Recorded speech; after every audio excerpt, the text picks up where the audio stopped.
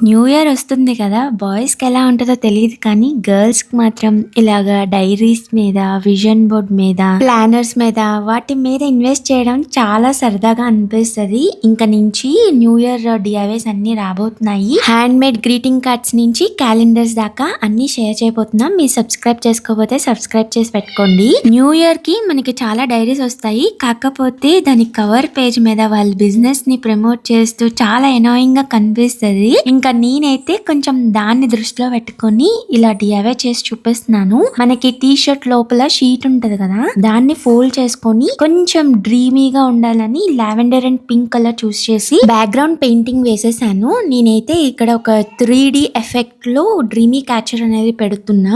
Final output ఇది. మీకు ఎలా అనిపించిందో చెప్పడం మర్చిపోదు. నేనైతే చాలా సూపర్ డూపర్ హ్యాపీ అనమాట.